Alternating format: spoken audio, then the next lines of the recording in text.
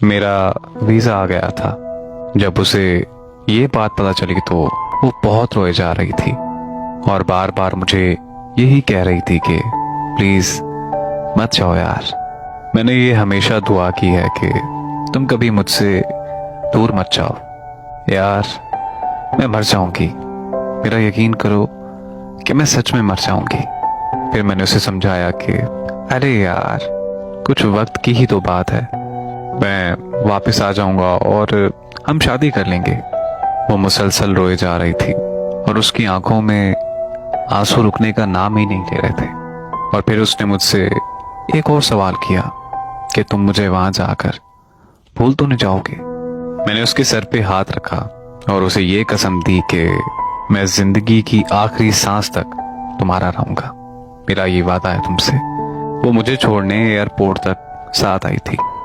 मैं जब उसे अलविदा कह रहा था तो वो बस चुप खड़ी थी, जैसे कि उसके जिस्म में जान ही ना हो। मेरा उसे देख के हौसला मुकम्मल तौर पर टूट रहा था, लेकिन मुझे जाना था।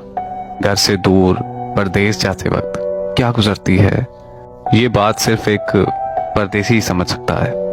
मैं जहाज तक पहुंचते पहुंचते मुकम्मल तौर पर टूट चुका था और मुझे ये महसूस हो रहा था कि जैसे सब कुछ पीछे छूट गया।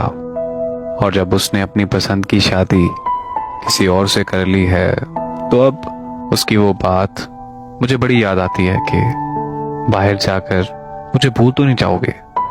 और फिर वो बात के दुआ करती हूँ कि अगर तुमसे दूर जाऊं तो मर जाऊं। तो अब मैं ये सोचता हूँ कि मैं किसी और से शादी कर लूं और फिर उसकी दी हुई कसम याद आ जाती है कि मैं जिंदगी की आखिरी सांस तक तुम्हारा रहूंगा। फिर आंखें नम हो जाती हैं और फिर मैं कोसने लगता हूँ अपनी तकदीर को कि परदेश और हिजर मेरे हिस्से में ही क्यों। परदेश की कैद और हिजर की तन्हाई मुझे हर रोज रुलाती है। मेरी कैद तन्हाई अब हर रोज मुझसे ये कहती है कि मैंने तुम्हारी जान लेनी है और फिर एक दिन मैंने ये बात मान लेनी है।